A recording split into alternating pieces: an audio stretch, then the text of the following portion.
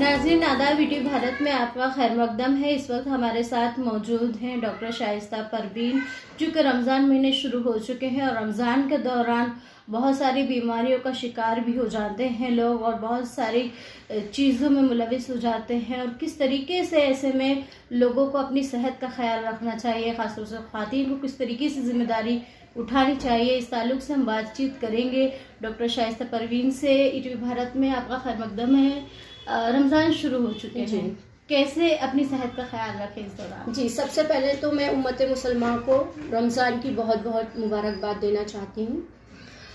मैं ये कहना चाहती हूँ कि रोज़ा रखना फ़र्ज़ है, सुन्नत है। हम रोज़ा रखते हैं, उसके लिए हमें ख्याल अपनी बॉडी का भी रखना चाहिए। इस तरीके से कि हम रोज़ा रख रहे हैं तो उस पर हम पूरा दिन, एक तो हमें भूखा रहना पड़ता है, तो उस चीज़ में एक तो अभी 13-14 घंटों का वक्फा है रोज़ा अफ्तार करने में। तो उस चीज़ में ये ख्याल रखना चाहिए कि अफ्तारी में जब हम जो चीज़ें खा रहे हैं, जिस चीज़ को अफ्तारी में हम रखे हैं, उस चीज़ों में सारे न्यूट्रिएंट्स बेसिक्स होने चाहिए। और सबसे पहले तो हम अफ्तार कर रहे हैं, हम सुबह से भूखे हैं, तो हमारा शुगर लेवल तो वैसे भी डाउन होगा ही। तो ध्यान रखना चाहिए कि थोड़ा सा हमारे खाने में बेसिक शुगर लेवल मेंटेन हो जाए। इस तरीके से हम फ्रूट्स लें, थोड़ा जूस लें, कुछ छाछ या दही, ये ऐसी चीज़ें लें कि सबसे पहले तो हमारा बॉडी मेंटेन हो जाए, लेवल पे आ जाए। और इस चीज़ का ख्याल रखें कि हम अफ्तार करने के बाद तुरंत बहुत सारा एक साथ हर चीज़ें ना खा लें, सारे फूड्स एक साथ ना खा लें। धीरे धीरे करके थोड़े थोड़े वक्फे पे हम लें चीज़ें। और जी, ऐसे में हम आपसे एक सवाल करेंगे कि क्योंकि खातन के ऊपर बहुत सारी जिम्मेदारी रमज़ान के दौरान हो जाती है, बहुत सारे कामकाज का में वो बिजी रहती है पूरा दिन, और सबसे मेन काम उनका खाना बनाने का पूरा दिन रहता है। तो किस तरीके की वो ग़िज़ाएं बनाए अपने घर वालों को दें ताकि उनकी सेहत एकदम तंदुरुस्ती बरकरार रहे उनका? हाँ, सबसे पहले तो ख्वातीन, घर की यूनिट ख्वातीन ही होती हैं। वो जो चीज़ें जिस तरीके से बनाएंगी, जो चीज़ें देंगी, जितना न्यूट्रिशन डाल सकती हैं उस हिसाब से वो करेंगी, तो घर की सेहत भी मेंटेन रहेगी, उनकी खुद की सेहत भी मेंटेन रहेगी। उस पर भी उनको ध्यान देना है, ना कि सिर्फ खाना बनाना है, भूखे रह के पूरा दिन तैयारी करनी है। उनको खुद पे भी ध्यान देना है कि मैं जिस तरीके से तैयारी कर रही हूँ, अफ्तार में कुछ ऐसी चीज़ें होना चाहिए कि घर की सेहत कंट्रोल में रहे और उनकी खुद की भी रहे। जैसे सहरी करने के बाद ज़्यादा से ज़्यादा वो काम कर सकती हैं तो वो कर लें, क्योंकि वो टाइम पे एनर्जी रहती है, बॉडी में एब्जॉर्प्शन फूड का होते रहता है, तो वो टाइम पे इतना पता नहीं चलता है कि रोज़ा लग रहा है ऐसा।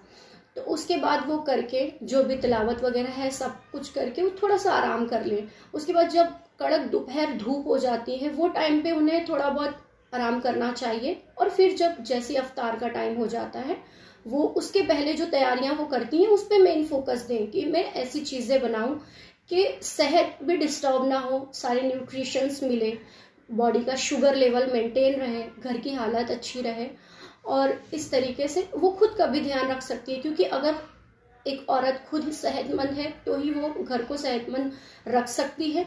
वैसे तो कहा जाता है कि औरत खुद पे ध्यान नहीं देती, घर पे और बच्चों पे ज़्यादा ध्यान देती है और ख़ुद की सेहत को कभी इम्पोर्टेंस नहीं देती। पर रोज़े में देना बहुत ज़रूरी है, क्योंकि औरत को ही आगे बढ़ के और भी सारे कॉम्प्लिकेशंस जो भी है सब औरत को ही आते हैं। अगर वो भूखे रहेंगी और न्यूट्रिशन नहीं लेंगी तो आगे जाके उनकी जो लेडीज़ प्रॉब्लम है उसमें भी प्रॉब्लम आएगी, पीरियड में भी प्रॉब्लम होगी उनको। डिसमेनोरिया के काफ़ी केसेस बढ़ जाते हैं जब रोज़ा रख के औरतें तीखा बनाती हैं और खाती हैं, खिलाती हैं, तो उनको खुद भी काफ़ी सारी तकलीफ होती है। उसमें मेन डिसमेनोरिया, लूज मोशन, ये सारी चीज़ें काफ़ी पाई जाती हैं। जी, खासतौर से तो क्या चीज़ बनाए जिससे सेहत को फ़ायदा पहुंच सके और लोग आराम से रोज़े का एहतमाम कर सकें? बनाने में तो हम बनाने और खाने में हर चीज़ खा सकते हैं। मेन फोकस इस पे रहता है कि सारे न्यूट्रिशन मिले। लाइक अगर शुगर है, थोड़ा सा जूस ले लिया, फ्रूट्स ले लिया, और अगर खाने में कुछ बना रहे तो ज़्यादा फ्राइड फूड्स ना लें।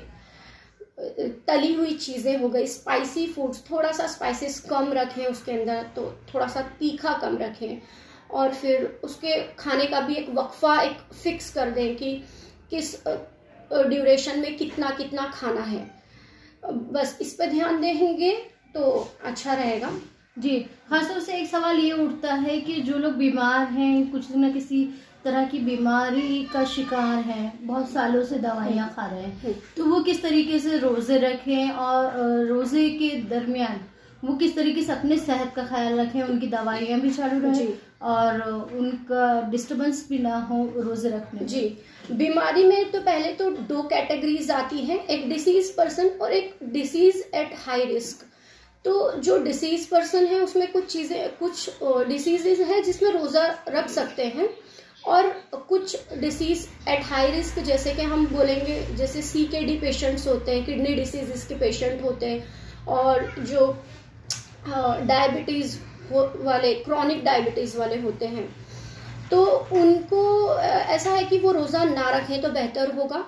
और जो डिसीज पर्सन है वो रोजा रख रहे हैं, लाइक जैसे ब्लड प्रेशर वाले पेशेंट हैं और नॉर्मल छोटी मोटी डिसीजेस सिम्टम्स रहती हैं, उनको अस्थमा हो गया, ब्लड प्रेशर हो गया, तो वो रोजा रख सकते हैं। पर कुछ चीज़ों का उनका ध्यान रखना पड़ेगा कि सहरी में वो कैसी चीज़ें लें, वेजिटेबल्स लें, तला हुआ ज़्यादा ना लें जिससे उनका BP बढ़ने का रिस्क है, फिर उनको पूरा दिन भूखे रहना है। तो कुछ एसिडिटी वाले पेशेंट होते हैं जिनको गैस्ट्राइटिस हो जाता है भूखे रह रह के, और स्पाइसी फूड खा के उसके बाद भूखे रहते हैं, उसके बाद वापस फिर वो लोग अफ्तार में वापस स्पाइसी फूड्स खाते हैं, तो उस पर ध्यान रखना चाहिए ये पेशेंट को।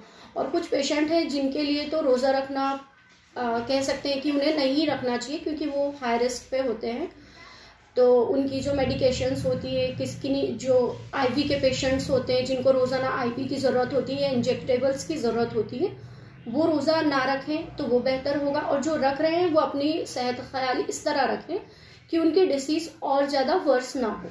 खासतौर से आखिरी सवाल कि आप एक डॉक्टर हैं तो किस तरह की टिप्स देंगी लोगों को रमज़ान के दौरान? मैं बस यही कहना चाहूँगी कि सेहतमंद रहिए, अच्छी चीज़ें खाइए, अच्छी ग़िज़ा लीजिए, न्यूट्रिशन अवेयरनेस खुद भी फैलाइए सब जगह, और कितना ज़रूरी है रमज़ान में भी न्यूट्रिशन मिलना, भूखे रहने के बाद भी किस तरीके से हम न्यूट्रिशन पा सकते हैं उस पर ध्यान दीजिए। सहरी में कुछ चीज़ें ऐसी लीजिए जिसमें सारे न्यूट्रिशन हो, लाइक कार्बोहाइड्रेट्स, प्रोटीन्स, हर चीज़ें हो, तो वो चीज़ें लीजिए थोड़ी।